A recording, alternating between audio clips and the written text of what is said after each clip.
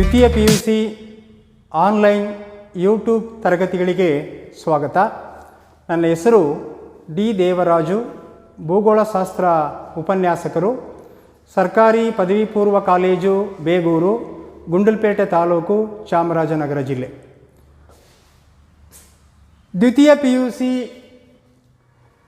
ಅಧ್ಯಾಯ 10ರಲ್ಲಿ ಬರ್ತಕ್ಕಂತಹ ಕೈಗಾರಿಕೆಗಳು, ಇಂಡಸ್ಟ್ರೀಸ್, ಈ ಬಗ್ಗೆ ನಾವು ತಿಳ್ಕೊಳ್ಳೋಣ. ಮೊದಲನೇದಾಗಿ ಕೈಗಾರಿಕೆಗಳ ಪರಿಚಯ. ಕಚ್ಚಾ ವಸ್ತುಗಳನ್ನು ಸಿದ್ಧ ವಸ್ತುಗಳನ್ನಾಗಿ ಪರಿವರ್ತಿಸುವ ಪ್ರಕ್ರಿಯೆಗೆ ಕೈಗಾರಿಕೆ ಎನ್ನುವರು. ಕೈಗಾರಿಕೆಗಳು ಆಧುನಿಕ ನಾಗರಿಕತೆಯ ಮುಖ್ಯ ಲಕ್ಷಣ. ಕೈಗಾರಿಕೀಕರಣದಿಂದ ರಾಷ್ಟ್ರದ ಆರ್ಥಿಕ ಅಭಿವೃದ್ಧಿಯ ಮಟ್ಟವನ್ನು ನಿರ್ಧರಿಸಬಹುದು. ಕೈಗಾರಿಕೆಗಳ ಉಪಯೋಗ ಅಥವಾ ಪ್ರಾಮುಖ್ಯತೆಯ ಬಗ್ಗೆ ನಾವು ತಿಳ್ಕೊಳ್ಳೋಣ. ಕೈಗಾರಿಕೆಗಳು ದೇಶದ ಆರ್ಥಿಕ ಬೆಳವಣಿಗೆಯ ಯಂತ್ರದಂತೆ ಇವು ಕಾರ್ಯವನ್ನು ನಿರ್ವಹಿಸ್ತವೆ. ಒಂದನೇದು. ಎರಡನೇದು, ದೇಶದ ಬಡತನ ಮತ್ತು ನಿರುದ್ಯೋಗವನ್ನು ಹೋಗಲಾಡಿಸುವಲ್ಲಿ ಅಥವಾ ನಿವಾರಿಸುವಲ್ಲಿ ಸಹಕಾರಿಯಾಗಿವೆ.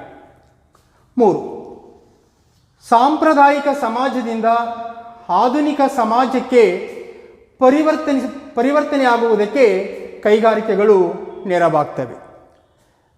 4ನೇದು, ದೇಶದ ಆರ್ಥಿಕ ಸಾಮರ್ಥ್ಯವು ಅದರ ಕೈಗಾರಿಕೆಗಳ ಅಭಿವೃದ್ಧಿಯಿಂದ ಮಾತ್ರ ಸಾಧ್ಯವಾಗ್ತದೆ.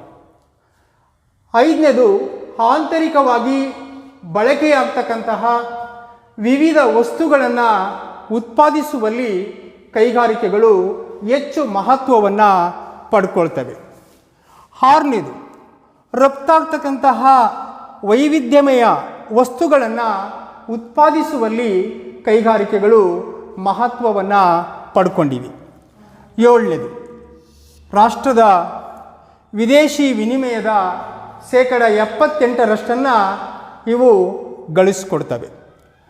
8ನೇದು, ಸಾರಿಗೆ, ಕೃಷಿ, ಬಾಹ್ಯಾಕಾಶ, ಮಾಹಿತಿ ತಂತ್ರಜ್ಞಾನ ಮುಂತಾದ ಕ್ಷೇತ್ರಗಳಿಗೆ ಯಂತ್ರೋಪಕರಣಗಳನ್ನು ತಯಾರಿಸಲು ಇವು ಸಹಕಾರಿಯಾಗ್ತವೆ. 9ನೇದು, ನಗರೀಕರಣ ಅಥವಾ ನಗರಗಳ ಬೆಳವಣಿಗೆಗೂ ಕೂಡ ಇವು ಸಹಕಾರಿಯಾಗ್ತವೆ. ಇನ್ನು 10ನೇದು, ಪ್ರಾಥಮಿಕ ಆರ್ಥಿಕ ಚಟುವಟಿಕೆಗಳ ಎಲ್ಲ ಪ್ರಗತಿಗೂ ಕೂಡ ಕೈಗಾರಿಕೆಗಳು ನೆರವಾಗ್ತವೆ. ಕೈಗಾರಿಕೆಗಳ ವರ್ಗೀಕರಣ, ಇವುಗಳನ್ನು ಕಚ್ಚಾ ವಸ್ತು ಮತ್ತು ಮಾರುಕಟ್ಟೆಯ ಲಭ್ಯತೆಯನ್ನು ಆಧರಿಸಲಾಗುತ್ತೆ. ಕೃಷಿ ಕಚ್ಚಾ ವಸ್ತುಗಳು, ಖನಿಜ ವಸ್ತುಗಳು, ಅರಣ್ಯೋತ್ಪನ್ನ, ಸಾಗರೋತ್ಪನ್ನ, ತಾಂತ್ರಿಕತೆ, ಅಧಿಕ ಜನಸಂಖ್ಯೆ, ಹೀಗೆ ಇವೆಲ್ಲವೂ ಕೂಡ ವೈವಿಧ್ಯಮಯ ಕೈಗಾರಿಕೆಗಳ ಅಭಿವೃದ್ಧಿಗೆ ಸಹಕಾರಿಯಾಗ್ತವೆ. ಇವುಗಳ ಆಧಾರದ ಮೇಲೆ ಕೈಗಾರಿಕೆಗಳನ್ನು ಹಲವು ವರ್ಗಗಳಾಗಿ ಅವುಗಳನ್ನು ವಿಂಗಡಿಸಲಾಗುತ್ತೆ. ಮೊದಲನೇದು, ಕೃಷಿ ಆಧಾರಿತ ಕೈಗಾರಿಕೆಗಳು. ಕೃಷಿಯಲ್ಲಿ ಬೆಳೀತಕ್ಕಂತಹ ಬೆಳೆಗಳನ್ನು ಕಚ್ಚಾ ವಸ್ತುವಾಗಿ ಈ ಒಂದು ಕೈಗಾರಿಕೆಯನ್ನು ಅಭಿವೃದ್ಧಿ ಮಾಡಲಾಗುತ್ತೆ. ಉದಾಹರಣೆಗೆ ಹತ್ತಿ ಬಟ್ಟೆ ಕೈಗಾರಿಕೆ, ಸಕ್ಕರೆ ಕೈಗಾರಿಕೆ, ಸೆಣಬು ಕೈಗಾರಿಕೆ. 2ನೇದು, ಖನಿಜಾಧಾರಿತ ಕೈಗಾರಿಕೆ, ಮಿನರಲ್ ಬೇಸ್ಡ್ ಇಂಡಸ್ಟ್ರೀಸ್. ಖನಿಜಗಳನ್ನು ಆಧರಿಸಿ ಕೈಗಾರಿಕೆಯನ್ನು ಅಭಿವೃದ್ಧಿ ಮಾಡಲಾಗುತ್ತೆ. ಉದಾಹರಣೆಗೆ ಕಬ್ಬಿಣ ಮತ್ತು ಉಕ್ಕಿನ ಕೈಗಾರಿಕೆ, iron and steel industries. Aluminium ಕೈಗಾರಿಕೆ, ಅಲ್ಯೂಮಿನಿಯಂ ಇಂಡಸ್ಟ್ರೀಸ್. ಸಿಮೆಂಟ್ ಕೈಗಾರಿಕೆ, ಇವೆಲ್ಲವೂ ಕೂಡ ಖನಿಜಾಧಾರಿತವಾಗಿರ್ತಕ್ಕಂಥ ಕೈಗಾರಿಕೆಗಳಿಗೆ ಉದಾಹರಣೆಯಾಗುತ್ತೆ. 3ನೇದು, ಅರಣ್ಯಾಧಾರಿತ ಕೈಗಾರಿಕೆ, ಫಾರೆಸ್ಟ್ ಬೇಸ್ಡ್ ಇಂಡಸ್ಟ್ರೀಸ್. ಅರಣ್ಯದಲ್ಲಿ ಬರ್ತಕ್ಕಂಥ ಅನೇಕ ಮರಮುಟ್ಟುಗಳನ್ನು ಬಳಸಿಕೊಂಡು ಅದರಲ್ಲಿ ಕಾಗದದ ಕೈಗಾರಿಕೆಯನ್ನು ನಾವು ವಿಶೇಷವಾಗಿ ಕಾಣ್ತೇವೆ. ಇನ್ನು ಪೆಟ್ರೋ ರಾಸಾಯನಿಕ ಕೈಗಾರಿಕೆಗಳು, ಪೆಟ್ರೋಕೆಮಿಕಲ್ ಇಂಡಸ್ಟ್ರೀಸ್. ಅಂದರೆ ಪೆಟ್ರೋಲಿಯಂನ ಮೂಲ ವಸ್ತುಗಳಿಂದ ಈ ಒಂದು ಕೈಗಾರಿಕೆಯನ್ನು ಅಭಿವೃದ್ಧಿ ಮಾಡಲಾಗುತ್ತೆ. ಉದಾಹರಣೆಗೆ ರಾಸಾಯನಿಕ ಗೊಬ್ಬರ ಕೈಗಾರಿಕೆ. ಇನ್ನು ಐದನೇದು ಜ್ಞಾನಾಧಾರಿತ ಕೈಗಾರಿಕೆ, ನಾಲೆಡ್ಜ್ ಬೇಸ್ಡ್ ಇಂಡಸ್ಟ್ರೀಸ್. ಅಂದರೆ ಮಾಹಿತಿ ತಂತ್ರಜ್ಞಾನವನ್ನು ಬಳಸಿಕೊಂಡು ಈ ಕೈಗಾರಿಕೆಯನ್ನು ಅಭಿವೃದ್ಧಿ ಮಾಡಲಾಗುತ್ತೆ. ಅದರಲ್ಲಿ ಇದಕ್ಕೆ ಉದಾಹರಣೆಯಾಗಿ ನಾವು ಕಂಪ್ಯೂಟರ್ ಮತ್ತು ಸಾಫ್ಟ್ವೇರ್ಗಳನ್ನು ನಾವು ಕಾಣ್ತೇವೆ. ಇನ್ನು ಇತರೆ ಕೈಗಾರಿಕೆಗಳಲ್ಲಿ ಸ್ವಯಂ ಚಾಲಿತ ವಾಹನಗಳು, ರೈಲ್ವೆ ಎಂಜಿನ್ಗಳು, ಯಂತ್ರೋಪಕರಣಗಳು, ಚರ್ಮ ಕೈಗಾರಿಕೆ ಇತ್ಯಾದಿಗಳು ಕಂಡುಬರ್ತವೆ. ಭಾರತದ ಕೈಗಾರಿಕಾ ಪ್ರದೇಶಗಳು ಅಥವಾ ಸಂಕೀರ್ಣಗಳು ಈ ಬಗ್ಗೆ ನಾವು ತಿಳ್ಕೊಳ್ಳೋಣ. ಅಧಿಕ ಸಂಖ್ಯೆಯಲ್ಲಿ ಕೈಗಾರಿಕೆಗಳನ್ನು ಹೊಂದಿರುವ ಪ್ರದೇಶವೇ ಕೈಗಾರಿಕಾ ಪ್ರದೇಶ, ಇಂಡಸ್ಟ್ರಿಯಲ್ ರೀಜನ್ ಅಥವಾ ಇಂಡಸ್ಟ್ರಿಯಲ್ ಕಾಂಪ್ಲೆಕ್ಸ್. ಅಥವಾ ಮತ್ತೊಂದು ರೀತಿಯಲ್ಲಿ ಹೇಳೋದಾದರೆ, ಅಧಿಕ ಸಂಖ್ಯೆಯಲ್ಲಿ ಕೈಗಾರಿಕೆಗಳು ಕೇಂದ್ರೀಕೃತವಾಗಿರುವ ಮತ್ತು ಕೈಗಾರಿಕಾ ಚಟುವಟಿಕೆಗಳು ಹೆಚ್ಚಾಗಿ ಕಂಡುಬರುವಂತಹ ಪ್ರದೇಶವನ್ನು ನಾವು ಕೈಗಾರಿಕಾ ಪ್ರದೇಶ ಅಥವಾ ಸಂಕೀರ್ಣ ಅಂಥೇಳಿ ನಾವು ಕರಿತೀವಿ. ಹಾಗಾಗಿ ಕೈಗಾರಿಕೆಗಳು ಎಲ್ಲೆಡೆ ಕೇಂದ್ರೀಕೃತವಾಗಿರೋದಿಲ್ಲ. ಕೈಗಾರಿಕೆಗಳಿಗೆ ಬೇಕಾಗ್ತಕ್ಕಂತಹ ಒಂದು ಸ್ಥಾನೀಕರಣದ ಅಂಶಗಳು ಎಲ್ಲಿ ಲಭ್ಯ ಇರ್ತವೆ ಅಂತಹ ಕಡೆಗಳಲ್ಲಿ ವಿಶೇಷವಾಗಿ ಅವು ಹಂಚಿಕೆಯಾಗಿರ್ತವೆ. ಒಂದು ಕೈಗಾರಿಕಾ ಉತ್ಪನ್ನ ಮತ್ತೊಂದು ಕೈಗಾರಿಕೆಗೆ ಕಚ್ಚಾ ವಸ್ತು ಆಗುತ್ತೆ. ಹಾಗಾಗಿ ಕೈಗಾರಿಕಾ ಪ್ರದೇಶಗಳ ಗುಣಲಕ್ಷಣಗಳ ಬಗ್ಗೆ ನಾವು ತಿಳ್ಕೊಳ್ಳೋಣ. ಒಂದು, ಮೂಲ ಬೃಹತ್ ಕೈಗಾರಿಕೆಯ ಸ್ಥಾಪನೆ ಮತ್ತು ಅದರ ಸುತ್ತ ಅನೇಕ ಉಪ ಕೈಗಾರಿಕೆಗಳು ಸ್ಥಾಪನೆ ಆಗ್ತಕ್ಕಂಥದ್ದು, ಅಭಿವೃದ್ಧಿ ಆಗ್ತಕ್ಕಂಥದ್ದು ಕೂಡ ಮೊದಲನೆಯ ಲಕ್ಷಣ. 2, ಅಧಿಕ ನಗರ ಜನಸಂಖ್ಯೆ ಮತ್ತು ಕಾರ್ಮಿಕರ ಪೂರೈಕೆ. ಅಧಿಕ ಪ್ರಮಾಣದಲ್ಲಿ ನಗರಗಳ ಜನಸಂಖ್ಯೆ ಅಧಿಕವಾಗುತ್ತೆ ಮತ್ತು ಕಾರ್ಮಿಕರ ಪೂರೈಕೆಯನ್ನು ಕೂಡ ನಾವು ಕಾಣ್ತೇವೆ. ಇನ್ನು 3ನೇದು ಸಮರ್ಪಕವಾದಂತಹ ಸಾರಿಗೆ ಮತ್ತು ಸಂಪರ್ಕದ ವ್ಯವಸ್ಥೆ. ಸಮರ್ಪಕವಾದಂತಹ ಸಾರಿಗೆ ಮತ್ತು ಸಂಪರ್ಕದ ವ್ಯವಸ್ಥೆಯನ್ನು ನಾವು ಕಾಣ್ತೇವೆ. 4ನೇದು ವಿಶಾಲವಾದ ಮತ್ತು ಸಮೀಪದ ಮಾರುಕಟ್ಟೆ ಸೌಲಭ್ಯ. 5ನೇದು ಅಭಿವೃದ್ಧಿ ಹೊಂದುತ್ತಿರತಕ್ಕಂತಹ ಕೃಷಿ ಮತ್ತು ಪ್ರಾಥಮಿಕ ಚಟುವಟಿಕೆಗಳಿಗೆ ಸಹಕಾರಿಯಾಗ್ತಕ್ಕಂಥದ್ದು. ಇನ್ನು 6ನೇದು ಕೈಗಾರಿಕೆಗಳು ತೃತೀಯ ಆರ್ಥಿಕ ಚಟುವಟಿಕೆಗಳಿಗೆ, ಸಾರಿಗೆ, ಸಂಪರ್ಕ ಇತ್ಯಾದಿ ಕ್ಷೇತ್ರಗಳಿಗೆ ಪೂರಕವಾಗ್ತಕ್ಕಂಥದ್ದು. ಇನ್ನು 7ನೇದು ತಾಂತ್ರಿಕತೆ, ಸಮರ್ಥ ಆಡಳಿತ, ಉತ್ತಮ ಮೂಲ ಸೌಲಭ್ಯಗಳಿಗೂ ಕೂಡ ಸಹಕಾರಿಯಾಗ್ತವೆ. ಮತ್ತು ಎಲ್ಲಕ್ಕಿಂತ ಮುಖ್ಯವಾಗಿ 8ನೇದು ಜನರ ಜೀವನ ಮಟ್ಟ ಉತ್ತಮವಾಗ್ತದೆ. ಕೈಗಾರಿಕೆಗಳ ಸ್ಥಾನೀಕರಣದ ಮೇಲೆ ಪ್ರಭಾವ ಬೀರುವ ಅಂಶಗಳ ಬಗ್ಗೆ ನಾವು ತಿಳ್ಕೊಳ್ಳೋಣ. ಕೈಗಾರಿಕೆಗಳ ಬೆಳವಣಿಗೆಯು ಅನೇಕ ಸಂಕೀರ್ಣ ಅಂಶಗಳ ಒಟ್ಟುಗೂಡುವಿಕೆಯ ಪರಿಣಾಮವನ್ನು ಕೈಗಾರಿಕೆಗಳ ಸ್ಥಾನೀಕರಣ ಅಂಥೇಳಿ ನಾವು ಕರಿತೀವಿ. ಕೈಗಾರಿಕೆಗಳ ಸ್ಥಾನೀಕರಣದ ಮೇಲೆ ಹಲವು ಅಂಶಗಳು ಪ್ರಭಾವವನ್ನು ಬೀರ್ತವೆ. ಅವುಗಳಲ್ಲಿ ನಾವು ಮೊದಲನೇದಾಗಿ ಕಚ್ಚಾ ವಸ್ತುಗಳ ಬಗ್ಗೆ ನಾವು ತಿಳ್ಕೊಳ್ಳೋಣ. Raw materials. ಕಚ್ಚಾ ವಸ್ತುವಿನ ಲಭ್ಯತೆ, ಸುಲಭ ಅಥವಾ ಕಡಿಮೆ ದರದಲ್ಲಿ ದೊರೆಯುವ ನಿರಂತರ ಪೂರೈಕೆ. ಭಾರತದ ಬಹುಪಾಲು ಕೈಗಾರಿಕೆಗಳು ಕಚ್ಚಾ ವಸ್ತು ದೊರೆಯುವ ಪ್ರದೇಶಗಳಲ್ಲಿ ಕೇಂದ್ರೀಕೃತವಾಗಿವೆ. ಕಚ್ಚಾ ವಸ್ತುವಿನ ಬೆಲೆ ಸಿದ್ಧ ವಸ್ತುವಿನ ಉತ್ಪಾದನಾ ವೆಚ್ಚದ ಮೇಲೆ ಪ್ರಭಾವವನ್ನು ಬೀರ್ತಕ್ಕಂಥದ್ದು. ಉದಾಹರಣೆಗೆ ಕಬ್ಬಿಣದ ಅದಿರು, ಕಚ್ಚಾ ಹತ್ತಿ, ಸೆಣಬು. 2ನೇದು ಶಕ್ತಿ ಸಂಪನ್ಮೂಲಗಳು, ಪವರ್ ರಿಸೋರ್ಸಸ್. ಕೈಗಾರಿಕೆಗಳ ಸ್ಥಾನೀಕರಣದ ಮೇಲೆ ಪ್ರಭಾವ ಬೀರುವ ಅಂಶಗಳಲ್ಲಿ 2ನೇ ಅತಿ ಮುಖ್ಯವಾಗಿರ್ತಕ್ಕಂತಹ ಅಂಶ. ಕೈಗಾರಿಕೆಗಳಲ್ಲಿ ಯಂತ್ರಗಳು ಚಾಲನೆ ಆಗಬೇಕಾದ್ರೆ ಶಕ್ತಿ ಸಂಪನ್ಮೂಲ ಅತ್ಯಗತ್ಯ. ಹಲವು ಬಗೆಯ ಶಕ್ತಿ ಮೂಲಗಳಿಂದ ಇದನ್ನು ಪಡ್ಕೊಳ್ಬೋದು. ಉದಾಹರಣೆಗೆ ಕಲ್ಲಿದ್ದಲು, ಪೆಟ್ರೋಲಿಯಂ, ಸ್ವಾಭಾವಿಕ ಅನಿಲ ಮತ್ತು ಜಲವಿದ್ಯುತ್ ಶಕ್ತಿ. ಇವೆಲ್ಲವೂ ಕೂಡ ಶಕ್ತಿಯ ವಿವಿಧ ಬಗೆಯ ಶಕ್ತಿ ಮೂಲಗಳಾಗಿ ಕಂಡುಬರ್ತವೆ. ಇನ್ನು ಮೂರನೇದು ನೀರು ಪೂರೈಕೆ. ವಿಶೇಷವಾಗಿ ಕೆಲವು ಕೈಗಾರಿಕೆಗಳು, ಅದರಲ್ಲೂ ವಿಶೇಷವಾಗಿ ಕಬ್ಬಿಣ ಮತ್ತು ಉಕ್ಕಿನ ಕೈಗಾರಿಕೆ ಇರ್ಬೋದು, ಅಲ್ಯೂಮಿನಿಯಂ ಕೈಗಾರಿಕೆ, ಕಾಗದದ ಕೈಗಾರಿಕೆ, ರಾಸಾಯನಿಕ ಕೈಗಾರಿಕೆಗಳಲ್ಲಿ ಯಂತ್ರಗಳನ್ನು ತಂಪುಗೊಳಿಸಲು ಮತ್ತು ಅವುಗಳ ಕಚ್ಚಾ ವಸ್ತುವಿನ ಸ್ವಚ್ಛತೆಯನ್ನು ಮಾಡುವುದಕ್ಕೆ ನೀರು ಅಗತ್ಯವಾಗ್ತದೆ. ಸಾಮಾನ್ಯವಾಗಿ ಇಂತಹ ಒಂದು ಕೈಗಾರಿಕೆಗಳನ್ನು ಎಲ್ಲಿ ನದಿಗಳು ಇರ್ತವೋ, ಎಲ್ಲಿ ಸರೋವರಗಳಿರ್ತವೋ ಆ ಒಂದು ಪ್ರದೇಶದ ದಡದಲ್ಲಿ ಅಥವಾ ಅವುಗಳ ಬಳಿ ಈ ಕೈಗಾರಿಕೆಗಳನ್ನು ನಾವು ಸ್ಥಾಪಿಸಬೇಕಾಗತ್ತೆ. ವಾಯುಗುಣ ಕೈಗಾರಿಕೆಗಳ ಸ್ಥಾನೀಕರಣದ ಅಂಶಗಳಲ್ಲಿ ಇದು ಕೂಡ ಒಂದು ಬಹಳ ಮುಖ್ಯವಾಗಿರ್ತಕ್ಕಂತಹ ಅಂಶ. ವಾಯುಗುಣ ಕೈಗಾರಿಕೆಯಲ್ಲಿ ದುಡಿತಕ್ಕಂಥ ಕಾರ್ಮಿಕರ ಆರೋಗ್ಯ ಮತ್ತು ದಕ್ಷತೆಯನ್ನು ಹೆಚ್ಚಿಸ್ತದೆ. ಯಂತ್ರೋಪಕರಣಗಳ ಮೇಲೆ ಪ್ರಭಾವವನ್ನು ಬೀರ್ತದೆ. ಮತ್ತು ಎಲ್ಲಕ್ಕಿಂತ ಮುಖ್ಯವಾಗಿ ವಾಯುಗುಣ ಕೆಲವು ಕೈಗಾರಿಕೆಗೆ ಭಾಳ ಸೂಕ್ತವಾಗಿರ್ತಕ್ಕಂಥ, ಅದರಲ್ಲೂ ವಿಶೇಷವಾಗಿ ಹತ್ತಿ ಬಟ್ಟೆ ಕೈಗಾರಿಕೆಗೆ ಆರ್ದ್ರ ಅಥವಾ ತೇವಯುತವಾದಂಥ ವಾಯುಗುಣ ಭಾಳ ಅವಶ್ಯಕವಾಗ್ತದೆ.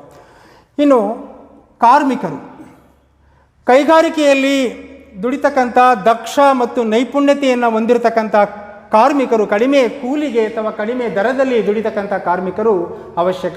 ಹಾಗಾಗಿ ಕಾರ್ಮಿಕರು ಎಲ್ಲಿ ಹೆಚ್ಚಾಗಿ ಕಂಡು ಬರ್ತಾರೋ ಅಂತಹ ಕಡೆಗಳಲ್ಲಿ ಕೈಗಾರಿಕೆಗಳು ಸ್ಥಾಪನೆಯಾಗಿರ್ತವೆ. ಇನ್ನು ಸಾರಿಗೆ ಸೌಲಭ್ಯ ಕೈಗಾರಿಕೆಗಳ ಸ್ಥಾನೀಕರಣದ ಅಂಶಗಳಲ್ಲಿ ಇದು ಬಹಳ ಮುಖ್ಯವಾಗಿರ್ತಕ್ಕಂಥದ್ದು. ಕಚ್ಚಾ ವಸ್ತುಗಳನ್ನು ಕೈಗಾರಿಕಾ ಪ್ರದೇಶಗಳಿಗೆ ಮತ್ತು ಕೈಗಾರಿಕೆಯಲ್ಲಿ ಸಿದ್ಧಪಡಿಸಿರ್ತಕ್ಕಂಥ ವಸ್ತುಗಳನ್ನು ವಿವಿಧ ಮಾರುಕಟ್ಟೆಗಳಿಗೆ ಸಾಗಿಸಲಿಕ್ಕೆ ಸಾರಿಗೆ ಭಾಳ ಸೂಕ್ತವಾಗಿದೆ. ಕೈಗಾರಿಕೆಗಳ ಸ್ಥಾನೀಕರಣದ ಮೇಲೆ ಪ್ರಭಾವ ಬೀರುವ ಅಂಶಗಳಲ್ಲಿ ಏಳನೆಯ ಅತ್ಯಂತ ಭಾಳ ಮುಖ್ಯವಾಗಿರ್ತಕ್ಕಂಥ ಅಂಶ ಮಾರುಕಟ್ಟೆ, ಮಾರ್ಕೆಟ್ಸ್. ಉತ್ಪಾದನೆ ಆಗ್ತಕ್ಕಂತಹ ಸಿದ್ಧ ವಸ್ತುಗಳನ್ನು ಮಾರಾಟ ಮಾಡುವುದಕ್ಕಾಗಿ ಸ್ಥಳೀಯ ವಿಶಾಲ ಮಾರುಕಟ್ಟೆ ಅಗತ್ಯ. ಇನ್ನು ಎಂಟನೆಯ ಅಂಶ ಬಂಡವಾಳ. ಕೈಗಾರಿಕೆಗಳ ಸ್ಥಾಪನೆಗೆ, ಅಭಿವೃದ್ಧಿಗೆ ಬಂಡವಾಳ ಅತ್ಯಗತ್ಯ.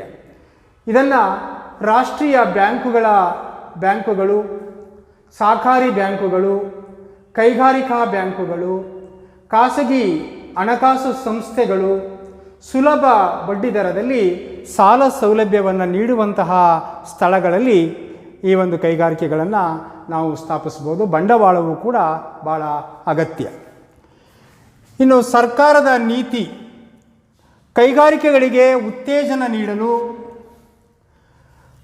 ತೆರಿಗೆ ವಿನಾಯಿತಿಗೆ, ಕಡಿಮೆ ದರದಲ್ಲಿ ವಿದ್ಯುತ್ ಸೌಲಭ್ಯವನ್ನು ಕಲ್ಪಿಸಲು, ನಿವೇಶನವನ್ನು ನೀಡಲು ಸಹಾಯಧನ ಭಾಳ ಅಗತ್ಯ. ಹಾಗಾಗಿ ಸರ್ಕಾರದ ನೀತಿಯು ಕೂಡ ಕೈಗಾರಿಕೆಗಳ ಸ್ಥಾನೀಕರಣದ ಅಂಶಗಳಲ್ಲಿ ಪ್ರಮುಖವಾಗಿದೆ. ಇನ್ನು ಐತಿಹಾಸಿಕ ಹಿನ್ನೆಲೆ. ಕೆಲವು ಕೈಗಾರಿಕೆಗಳು ಸ್ಥಳದ ಐತಿಹಾಸಿಕ ಹಿನ್ನೆಲೆಯಲ್ಲಿ ಅವು ಸ್ಥಾಪನೆಯಾಗಿರ್ತಕ್ಕಂಥದ್ದು.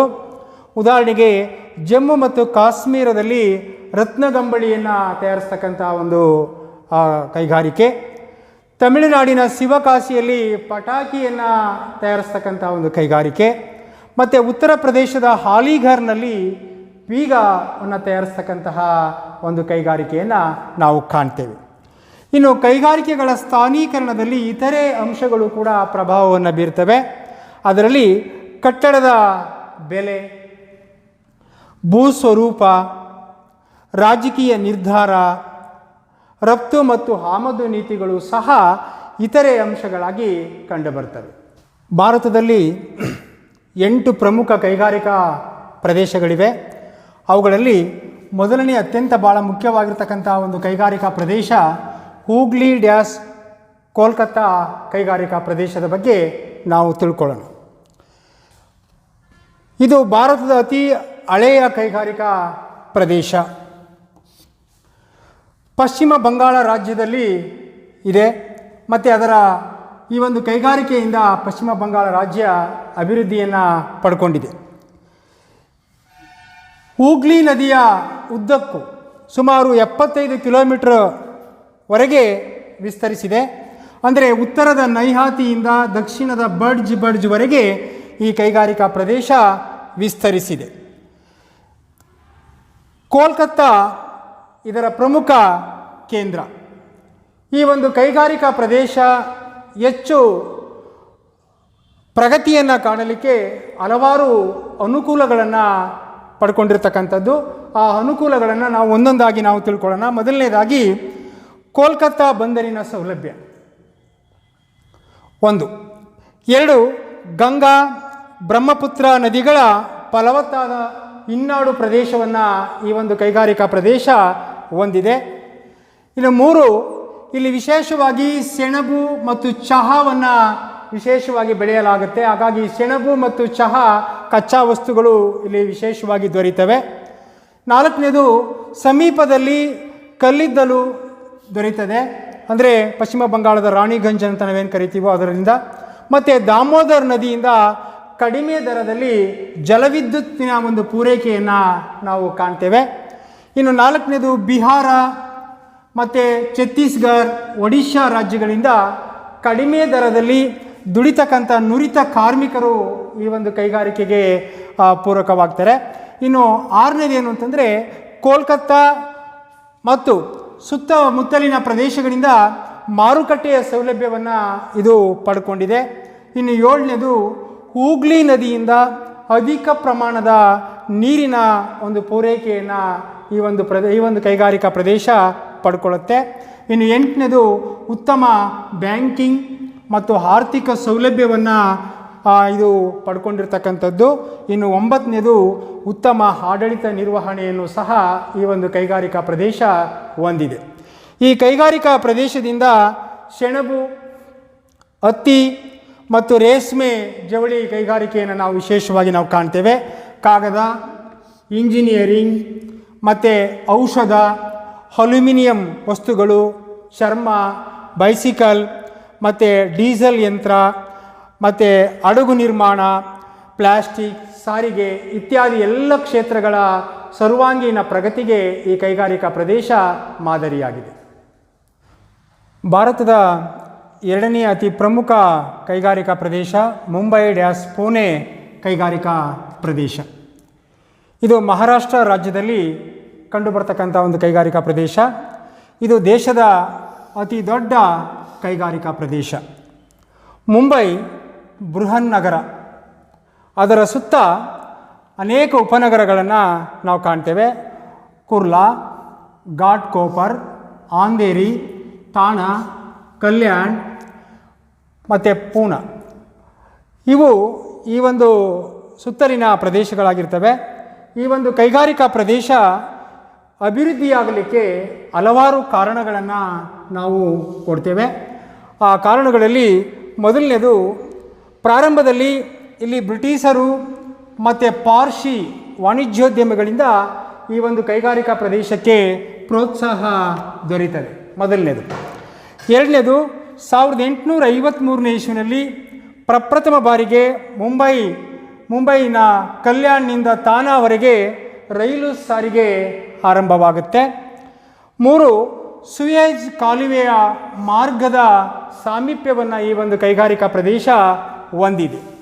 ಇನ್ನು 4ನೇದು, ಆಮದು ಮತ್ತು ರಫ್ತು ವ್ಯಾಪಾರಕ್ಕೆ ಮುಂಬೈ ಬಂದರಿನ ಒಂದು ಸೌಲಭ್ಯವನ್ನು ನಾವು ಕಾಣ್ತೇವೆ. ಇನ್ನು 5ನೇದು, ದೇಶದ ವಿವಿಧ ಭಾಗಗಳಿಂದ ರಸ್ತೆ, ರೈಲು, ವಾಯು ಸಾರಿಗೆಯ ಸೌಲಭ್ಯವನ್ನು ಈ ಒಂದು ಕೈಗಾರಿಕಾ ಪ್ರದೇಶ ಪಡ್ಕೊಂಡಿದೆ. ಇಲ್ಲಿ ವಿಶೇಷವಾಗಿ ಕಚ್ಚಾ ಹತ್ತಿಯನ್ನು ವಿಶೇಷವಾಗಿ ಇಲ್ಲಿ ನಾವು ಕಾಣ್ತೇವೆ. ಕಚ್ಚಾ ಹತ್ತಿಯ ಪೂರೈಕೆ ಕಂಡುಬರುತ್ತೆ.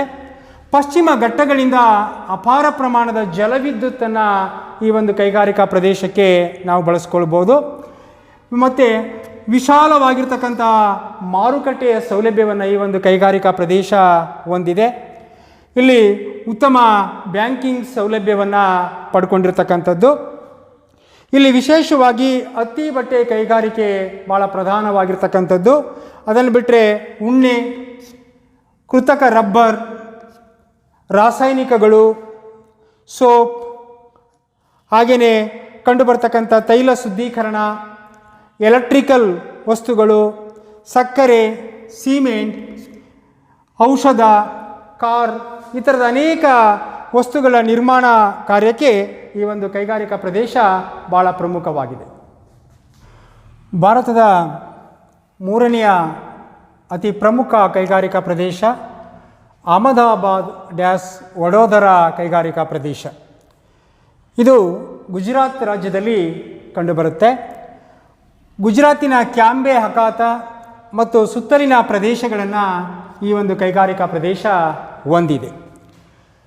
ಅಹಮದಾಬಾದ್ ಮತ್ತು ವಡೋದರಾ ಇದಲ್ಲದೆ ಕೊಯಾಲಿ, ಭರೂಚ್ ಮತ್ತು ಸೂರತ್ ನಗರಗಳನ್ನು ಕೂಡ ಈ ಒಂದು ಕೈಗಾರಿಕಾ ಪ್ರದೇಶ ಹೊಂದಿದೆ. ಅಹಮದಾಬಾದ್ ಮುಂಬೈನ ನಂತರ ಅತ್ಯಂತ ಭಾಳ ಪ್ರಮುಖವಾಗಿರ್ತಕ್ಕಂಥ ಹತ್ತಿ ಬಟ್ಟೆ ಕೇಂದ್ರ. ಇದರ ಜೊತೆಗೆ ವಜ್ರ ಕಸೂತಿಯು ಕೂಡ ಇಲ್ಲಿ ಕಂಡುಬರುತ್ತೆ. ಈ ಒಂದು ಕೈಗಾರಿಕಾ ಪ್ರದೇಶದ ಅಭಿವೃದ್ಧಿಗೆ ಹಲವಾರು ಕಾರಣಗಳನ್ನು ನಾವು ಕೊಡ್ಬೋದು. ಒಂದು, ಕಚ್ಚಾ ಹತ್ತಿಯ ಪೂರೈಕೆ. ವಿಶೇಷವಾಗಿ ಇಲ್ಲಿ ಗುಜರಾತ್ನಲ್ಲಿ, ಮಹಾರಾಷ್ಟ್ರವನ್ನು ಬಿಟ್ಟರೆ ಗುಜರಾತ್ನಲ್ಲಿ ಕಚ್ಚಾ ಹತ್ತಿಯನ್ನು ವಿಶೇಷವಾಗಿ ಬೆಳೆಯಲಾಗುತ್ತೆ. ಹಾಗಾಗಿ ಕಚ್ಚಾ ಹತ್ತಿಯ ಪೂರೈಕೆ. ಎರಡನೇದು, ಕಾಂಡ್ಲಾ ಬಂದರಿನ ಒಂದು ಸೌಲಭ್ಯವನ್ನು ಈ ಒಂದು ಕೈಗಾರಿಕಾ ಪ್ರದೇಶ ಹೊಂದಿದೆ. ಮುಂಬೈ ನಗರಕ್ಕೆ ಹೋಲಿಸಿದ್ರೆ ಇಲ್ಲಿ ಜನರ ಜೀವನ ಮಟ್ಟ, ಜೀವನ ವೆಚ್ಚ ಇದೆಯಲ್ಲ, ಆ ಜೀವನ ವೆಚ್ಚ ಮುಂಬೈ ನಗರಕ್ಕಿಂತ ಕಡಿಮೆ ಇದೆ. ಕಡಿಮೆ ದರದಲ್ಲಿ ನುರಿತ ಮತ್ತು ನೈಪುಣ್ಯತೆಯನ್ನು ಹೊಂದಿರತಕ್ಕಂಥ ಕಾರ್ಮಿಕರನ್ನು ಈ ಒಂದು ಕೈಗಾರಿಕಾ ಪ್ರದೇಶ ಹೊಂದಿದೆ. ವಿಶಾಲವಾದ ಮಾರುಕಟ್ಟೆಯ ಸೌಲಭ್ಯವನ್ನು ಹೊಂದಿರತಕ್ಕಂಥದ್ದು. ಉತ್ತಮ ಬ್ಯಾಂಕಿಂಗ್ ಮತ್ತು ಲೇವಾದೇವಿ ಸೌಲಭ್ಯವನ್ನು ಕೂಡ ಈ ಒಂದು ಕೈಗಾರಿಕಾ ಪ್ರದೇಶ ಹೊಂದಿದೆ. ಇಲ್ಲಿ ವಿಶೇಷವಾಗಿ ಹತ್ತಿ ಬಟ್ಟೆಗೆ ಹೆಚ್ಚು ಆದ್ಯತೆಯನ್ನು ನೀಡಲಾಗಿದೆ. ಆ ಕಾರಣದಿಂದಾಗಿ ಹತ್ತಿ ಬಟ್ಟೆ ಕೈಗಾರಿಕೆ ಹೆಚ್ಚು ಅಭಿವೃದ್ಧಿಯಾಗಿರ್ತಕ್ಕಂಥದ್ದು. ಇದರ ಜೊತೆಗೆ ಉಣ್ಣೆ ಮತ್ತು ರೇಷ್ಮೆ ಜವಳಿಗಳನ್ನು ಕೂಡ ನಾವು ಕಾಣ್ತೇವೆ. ವಜ್ರಗಳನ್ನು ಕತ್ತರಿಸುವಿಕೆಯು ಕೂಡ ಇಲ್ಲಿ ವಿಶೇಷವಾಗಿ ಕಂಡುಬರ್ತಕ್ಕಂಥದ್ದು. ಕಾಗದ, ಪೆಟ್ರೋ ರಾಸಾಯನಿಕಗಳು ಮತ್ತು ಹಾಲಿನ ಉತ್ಪನ್ನಗಳು, ಇಂಜಿನಿಯರಿಂಗ್, ಡೀಸೆಲ್ ಯಂತ್ರ ಮತ್ತು ತೈಲ ಶುದ್ಧೀಕರಣ ಕೇಂದ್ರಗಳನ್ನು ಈ ಒಂದು ಕೈಗಾರಿಕಾ ಪ್ರದೇಶ ಪಡ್ಕೊಂಡಿದೆ. ಇದೇ ಅಹಮದಾಬಾದ್ ಡ್ಯಾಸ್ ವಡೋದರಾ ಕೈಗಾರಿಕಾ ಪ್ರದೇಶ. ಭಾರತದ ನಾಲ್ಕನೇ ಅತಿ ಪ್ರಮುಖ ಕೈಗಾರಿಕಾ ಪ್ರದೇಶ ಮದುರೈ ಡ್ಯಾಸ್ ಕೊಯಮತ್ತೂರ್ ಡ್ಯಾಸ್ ಬೆಂಗಳೂರು ಕೈಗಾರಿಕಾ ಪ್ರದೇಶ.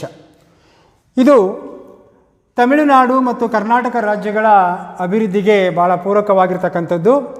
ಉತ್ತರದ ಬೆಂಗಳೂರಿನಿಂದ ದಕ್ಷಿಣದ ಮದುರೈವರೆಗೆ ಈ ಕೈಗಾರಿಕಾ ಪ್ರದೇಶ ಹರಡಿದೆ. ಇದು ವಿಶೇಷವಾಗಿ ಬೆಂಗಳೂರು, ಮೈಸೂರು, ಮಂಡ್ಯ, ಚೆನ್ನೈ, ಕೊಯಮತ್ತೂರು, ಮದುರೈ, ಶಿವಕಾಶಿ ಮತ್ತು ತಿರುಚನಾಪಳ್ಳಿಗಳನ್ನು ಒಳಗೊಂಡಿದೆ. ಚೆನ್ನೈ, ಮದುರೈ ಮತ್ತು ಕೊಯಮತ್ತೂರು ಹತ್ತಿ ಬಟ್ಟೆ ಕೈಗಾರಿಕೆಗೆ ಭಾಳ ಪ್ರಸಿದ್ಧಿಯಾಗಿರ್ತಕ್ಕಂಥವು. ಬೆಂಗಳೂರು, ಇಲ್ಲಿ HMT ಹಿಂದೂಸ್ತಾನ್ ಮೆಷಿನ್ ಟೂಲ್ ಕೈಗಾರಿಕೆಯನ್ನು ನಾವು ಕಾಣ್ತೇವೆ. ಮತ್ತು ITI ಇಂಡಿಯನ್ ಟೆಲಿಫೋನ್ ಕೈಗಾರಿಕೆಯನ್ನು ನಾವು ಕಾಣ್ತೇವೆ. HAL ಹಿಂದೂಸ್ತಾನ್ ಏರೋನಾಟಿಕ್ಸ್ ಲಿಮಿಟೆಡ್ ಕೈಗಾರಿಕೆಯನ್ನು ನಾವು ಕಾಣ್ತೇವೆ. ಮತ್ತು BEL ಭಾರತ್ ಎಲೆಕ್ಟ್ರಿಕಲ್ ಲಿಮಿಟೆಡ್ ಕೈಗಾರಿಕೆಯನ್ನು ನಾವು ಕಾಣ್ತೇವೆ. ಮತ್ತು ಸಾಫ್ಟ್ವೇರ್ ಕ್ಷೇತ್ರಕ್ಕೆ ಭಾಳ ಪ್ರಸಿದ್ಧಿಯಾಗಿರ್ತಕ್ಕಂಥದ್ದು ಬೆಂಗಳೂರು. ಭಾರತದ ಐದನೇ ಅತಿ ಪ್ರಮುಖ ಕೈಗಾರಿಕಾ ಪ್ರದೇಶ ಛೋಟಾ ನಾಗಪುರ ಕೈಗಾರಿಕಾ ಪ್ರದೇಶ. ಇದು ಜಾರ್ಖಂಡ್, ಪಶ್ಚಿಮ ಬಂಗಾಳ ಮತ್ತು ಒಡಿಶಾ ರಾಜ್ಯಗಳನ್ನು ಒಳಗೊಂಡಿದೆ. ಇದು ಜಮ್ಶೆಡ್ಪುರ, ಬೊಕಾರೋ, ದುರ್ಗಾಪುರ, ಕುಲ್ಟಿ, ಹೀರಾಪುರ, ಅಸನ್ಸೋಲ್, ರಾಣಿಗಂಜ್ ಮತ್ತು ಜೆರಿಯಾ, ಸಿಂದ್ರಿ, ಧನ್ಬಾದ್, ಹಜರಿಬಾಗ್, ಚಿತ್ತರಂಜನ್ಗಳನ್ನು ಈ ಒಂದು ಕೈಗಾರಿಕಾ ಪ್ರದೇಶ ಒಳಗೊಂಡಿದೆ. ಈ ಕೈಗಾರಿಕಾ ಪ್ರದೇಶದ ಅಭಿವೃದ್ಧಿಗೆ ಹಲವು ಕಾರಣಗಳನ್ನು ನಾವು ಕೊಡಬಹುದು. ಒಂದು, ಇಲ್ಲಿ ಸಮೃದ್ಧವಾಗಿ ಕಲ್ಲಿದ್ದಲು, ಕಬ್ಬಿಣದ ಅದಿರು, ಮ್ಯಾಂಗನೀಸ್, ಬಾಕ್ಸೈಟ್, ಅಬ್ರಕ ಮತ್ತು ಸುಣ್ಣದ ಕಲ್ಲು ದೊರೆಯುತ್ತದೆ. ಎರಡನೇದು ಕೋಲ್ಕತ್ತಾ ಬಂದರಿನ ಸೌಲಭ್ಯವನ್ನು ಈ ಒಂದು ಕೈಗಾರಿಕಾ ಪ್ರದೇಶ ಹೊಂದಿದೆ. ಇನ್ನು ಮೂರನೇದು ಉತ್ತಮ ರೈಲು ಸಾರಿಗೆಯನ್ನು ಪಡ್ಕೊಂಡಿರ್ತಕ್ಕಂಥದ್ದು. 4 ಉತ್ತಮ ನೀರಿನ ಒಂದು ಪೂರೈಕೆಯನ್ನು ಈ ಒಂದು ಕೈಗಾರಿಕಾ ಪ್ರದೇಶ ಒಳಗೊಂಡಿದೆ. ಇಲ್ಲಿ ಕಡಿಮೆ ದರದಲ್ಲಿ ದುಡಿತಕ್ಕಂಥ ನುರಿತ ಕಾರ್ಮಿಕರನ್ನು ಈ ಒಂದು ಕೈಗಾರಿಕಾ ಪ್ರದೇಶ ಒಳಗೊಂಡಿದೆ. ನೆಕ್ಸ್ಟ್, ದಾಮೋದರ್ ನದಿ ಕಣಿವೆ ಯೋಜನೆಯಿಂದ ಅಪಾರ ಪ್ರಮಾಣದ ಜಲವಿದ್ಯುತ್ತನ್ನು ಮತ್ತು ಥರ್ಮಲ್ ವಿದ್ಯುತ್ತನ್ನು ಇಲ್ಲಿ ಪಡ್ಕೊಳ್ಳಲಾಗುತ್ತೆ. ವಿಶಾಲವಾದ ಸ್ಥಳೀಯ ಮಾರುಕಟ್ಟೆಗಳನ್ನು ಈ ಒಂದು ಕೈಗಾರಿಕಾ ಪ್ರದೇಶ ಒಳಗೊಂಡಿರ್ತಕ್ಕಂಥದ್ದು. ಇಲ್ಲಿ ವಿಶೇಷವಾಗಿ ಕಬ್ಬಿಣ ಮತ್ತು ಉಕ್ಕಿನ ಕೈಗಾರಿಕೆಗಳನ್ನು ನಾವು ಕಾಣ್ತೇವೆ. ರೈಲ್ವೆ ಕೋಚ್ಗಳನ್ನು ನಾವು ಕಾಣ್ತೇವೆ. ಲೋಕೋಮೆಟಿವ್ಸ್ಗಳನ್ನು ನಾವು ಕಾಣ್ತೇವೆ. ಹಾಗಾಗಿ ಇದನ್ನು ಭಾರತದ ರೂರ್ ಕಣಿವೆ ಪ್ರದೇಶ ಅಂತಲೇ ಇದನ್ನು ಕರೀತಾರೆ. ಇದಲ್ಲದೆ ಕೃಷಿ ಸಲಕರಣೆಗಳು, ಕಾಗದ, ರಾಸಾಯನಿಕಗಳು, ಸಿಮೆಂಟ್, ಗಾಜು, ಸೆರಾಮಿಕ್ಸ್ ಮತ್ತು ಎಲೆಕ್ಟ್ರಿಕಲ್ ವೈರ್ಗಳನ್ನು ಕೂಡ ಈ ಒಂದು ಕೈಗಾರಿಕಾ ಪ್ರದೇಶ ಪಡ್ಕೊಳ್ಳುತ್ತೆ. ಭಾರತದ 6ನೇ ಅತಿ ಪ್ರಮುಖ ಕೈಗಾರಿಕಾ ಪ್ರದೇಶ ದೆಹಲಿ ಡ್ಯಾಸ್ ಮೀರತ್ ಕೈಗಾರಿಕಾ ಪ್ರದೇಶ. ಇದು ಉತ್ತರ ಪ್ರದೇಶ, ದೆಹಲಿ, ಹರಿಯಾಣದ ಕೆಲವು ಪ್ರದೇಶಗಳನ್ನು ಇದು ಒಳಗೊಂಡಿದೆ. ಸಹರಾನ್ಪುರ, ಫರೀದಾಬಾದ್, ಅಂಬಾಲಾ, ದೆಹಲಿ, ಮೋದಿನಗರ, ಮಥುರಾ, ಪಾನಿಪಟ್ ಪ್ರದೇಶಗಳನ್ನು ಈ ಕೈಗಾರಿಕಾ ಪ್ರದೇಶ ಹೊಂದಿದೆ. ದೆಹಲಿ ಇದರ ಪ್ರಮುಖ ಕೇಂದ್ರ. ಇಲ್ಲಿ ಕಾರ್ಮಿಕರು, ವಿಶಾಲವಾದ ಮಾರುಕಟ್ಟೆ, ಉತ್ತಮ ಸಾರಿಗೆ ಸೌಲಭ್ಯಗಳನ್ನು ಈ ಒಂದು ಕೈಗಾರಿಕಾ ಪ್ರದೇಶ ಒಳಗೊಂಡಿದೆ. 7ನೆಯ ಅತಿ ಪ್ರಮುಖ ಕೈಗಾರಿಕಾ ಪ್ರದೇಶ ವಿಶಾಖಪಟ್ಟಣ ಡ್ಯಾಸ್ ಗುಂಟೂರು ಕೈಗಾರಿಕಾ ಪ್ರದೇಶ. ಇದು ಆಂಧ್ರ ಪ್ರದೇಶ ರಾಜ್ಯದಲ್ಲಿ ಕಂಡುಬರ್ತಕ್ಕಂಥದ್ದು. ಗೋದಾವರಿ, ಕೃಷ್ಣಾ ನದಿ ಮುಖಜ ಭೂಮಿಗಳಲ್ಲಿ ಈ ಕೈಗಾರಿಕಾ ಪ್ರದೇಶ ಹಂಚಿಕೆಯಾಗಿದೆ.